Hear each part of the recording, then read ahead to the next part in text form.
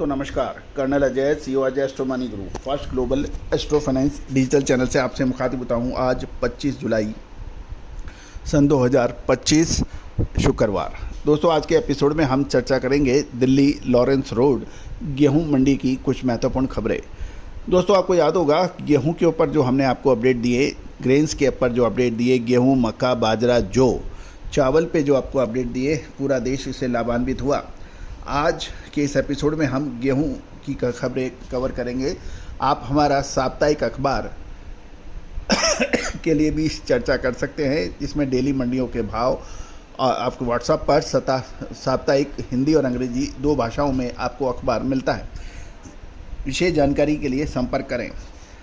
जानिए रिपोर्ट विस्तार से। दोस्तों आटा मिलों की मांग सीमित होने के कारण शुक्रवार को दिल्ली में गेहूं की भाव स्टेबल बताए जा रहे हैं, जबकि दैनिक आवक में मामूली बढ़त दर्ज की जा रही है। ब्यूरो रिपोर्ट के अनुसार केंद्र सरकार ने गेहूं चोकर निर्यात की अनुमति पर विचार हो रहा है।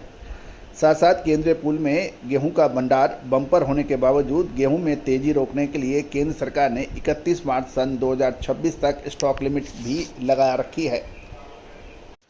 जहाँ तक सरकारी खरीद की बात करें तो सरकारी खरीद में सालाना आधार पर 2.8% की वृद्धि देखी जा रही है।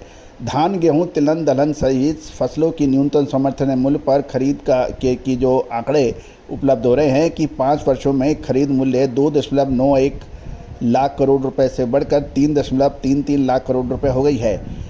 देश में न्यूनतम समर्थन मूल्य पर कृषि फसलों की खरीद में मामूली वृद्धि देखी गई है। कृषि मंत्रालय द्वारा संसद में प्रस्तुत आंकड़ों के अनुसार पिछले 5 वर्षों में सरकार द्वारा न्यूनतम समर्थन मूल्य पर धान, गेहूं, दलहन, तिलहन, कपास और खोपरा सहित कई कृषि फसलों की खरीद के मूल्यों में औसतन 2.89% की वार्षिक वृद्धि मानी जा रही है।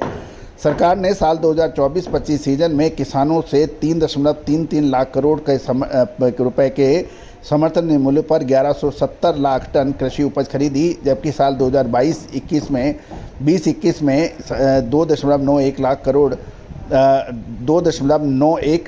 रुपए के समर्थन मूल्य पर 1360 लाख टन की खरीदारी की गई थी। साथ साथ ये भी ध्यान देने वाली बात है कि साल 2024-25 में फसलों के समर्थन मूल्य खरीद का मूल्य पिछले वर्ष के 2.63 लाख करोड़ से 26% से अधिक बढ़ गया है, जो कि गेहूं, तिलहन और दलहन की खरीद की वृद्धि दिखा रहा है। गौरतलब है कि खबर ये भी निकल के आ रही है कि एमएसपी योजना के तहत खरीदी गई कृषि वस्तुओं की मात्रा 3 वर्षों में साल 2023-24, 22-23 और 21-22 के दौरान 2020-21 में स्तर से कम हो गई है, क्योंकि दलहन और तिलहन जैसी फसलों की कीमतें समर्थन मूल्य से ऊपर थी, जिससे निकासी कम हुई है। गौरतलब है कि ये एक महत्वपूर्ण वृद्धि है, क्योंकि सरकारी खरीद सालाना आधार पर केवल 2.8% की वृद्धि ये एक चिंताजनक मानी जानी चाहिए। दोस्तों जहाँ तक मंडी की बात करें कि केंद्रीय पूल में अभी गेहूं का भंडार बम्पर होने के बावजूद कीमतों में तेजी को रोकने के लिए केंद्र सरकार ने 31 मार्च सन 2026 तक गेहूँ पर स्टॉक लिमिट लगाई हुई है। जहाँ तक लॉरेंस रोड पे बात करें तो लॉरेंस रोड पे गेहूं का भाव 2790 रुपये प्रति क्विंटल बताया जा रहा है।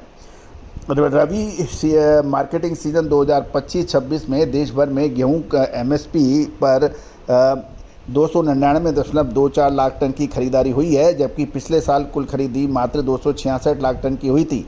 अधिकांश राज्यों में गेहूं की खरीदी अब बंद हो चुकी है और चालू रबी सीजन में गेहूं की खरीदी का लक्ष्य 322.7 लाख टन था, जबकि खरीदारी 299.24 लाख टन हुई है। गौरतलब है कि खपत का सीजन होने के कारण गेहूं के प्रोडक्ट की डिमांड लगातार बनी रह सकती है और गेहूं की दैनिक आवक लगभग 10,000 बोरी दिल्ली लॉरेंस रोड पर होने के समाचार हैं, जबकि पिछले कारोबारी दिवस में आवक 7,000 बोरी की हुई थी, यानी 7,000 से बढ़कर 10,000 बोरी। अब आगे अगस्त महीने में त्यौहार, राखी का त्यौहार, जन्माष्टमी का त्यौहार को देखते हुए व्यापारी गेहूं के अंदर मजबूती जारी रहने की उम्मीद लगा के बैठे हैं और यही वजह है कि डिमांड और गेहूं की प्रोडक्ट की डिमांड लगातार देखी जा रही है। दोस्तों लगातार अपडेट, विशेष विश्लेषण अपडेट के लिए आप संपर्क कर सकते हैं, जो कि सहयोग राशि पर अदा करने पर उपलब्ध हो सकेगा। दोस्तों कहा जाता है कि कृषि उपज की सही मात्रा पे सही समय पे माल खरीद लिया जाए तो निश्चित फ़ायदा रहता है। जिन्होंने गेहूं इस बार 2200-2300 रुपये में ख़रीदा था आज, और या अब गेहूं को अब खरीदने का समय और आगे है, ये महत्वपूर्ण है। दोस्तों, समय बड़ा बलवान है। घड़ी की सुई किसी के लिए रुकती नहीं है। आप चाहे तो उसको घड़ी को बंद कर सकते हैं, लेकिन समय को आप बंद नहीं कर सकते। घड़ी लगातार चलेगी यदि उसमें सेल है तो, लेकिन उसी समय उसी तरह से व्यापार लगातार चलेगा। आपकी इच्छा है कि आप कहाँ उतरते हैं और कहाँ चढ़ते हैं। सही समय पर ट्रेन रुकेगी, सही समय पर ट्रेन चलेगी, उतरना चढ़ना आपके हाथ में है। उसी तरह से व्यापार की गति हमेशा से चलेगी। कहाँ आपको ख़रीदना है और कहाँ बेच के मुनाफा वसूल करके निकलना है, कितना रिस्क एंड रिवार्ड रेशो आप देख सकेंगे। और कहा जाता है कि अर्थशास्त्र में एक वर्ड बताया गया है, इंसेंट्रिक वैल्यू, यानी आपको किसी भी फसल उपज का इंसेंट्रिक वैल्यू, कितने वैल्यू पे उसका भाव उचित है, वो सबसे महत्वपूर्ण माना जाता है। और वो खरीदने का और बेचने का दोनों का है। उससे अधिक कोई आदमी सोच रहा होता है तो उतनी ही मात्रा में उसका रिस्क बढ़ जाता है। तो कहा जाता है दोस्तों, यदि मान लो आपको इंसेंट्रिक वैल्यू, आपको उचित मुनाफा मिल रहा है, तो अपनी खरीद का कुछ हिस्सा ज़रूर बेचना चाहिए। और जो नहीं बेच पाता है, लालच करता है, तो एक बार उसको फ़ायदा ज़रूर हो जाता है, लेकिन अधिक बार उसको नुकसान होता है। तो दोस्तों, लेटेस्ट अपडेट, लगातार अपडेट के लिए चैनल को सब्सक्राइब करना बिल्कुल ना भूलें। सोनाक्षी की रसोई में आज की स्पेशल गेस्ट है मौसमी चैटर्जी जी। ये जी नहीं, मौसमी आंटी। ओके आंटी मौसमी, तो आज आप क्या बनाएंगी? मैं क्यों बनाऊं? मैं तो गेस्ट हूँ, आप बनाओ, हम खाएंगे। एक्टिंग में तो हिट हो, अब खाना बनाओ सुपर हिट। ठाट से बनाऊंगी खाना, है ना द बेस्ट एवरीडे मसाला। आओ बनाते हैं मसालेदार छोले। छोले हर रोज के करी में एवरीडे मसाले, शाही बिरयानी में स्वाद का जायका। पटल पोस्तो और सर्षे इलिश भापा।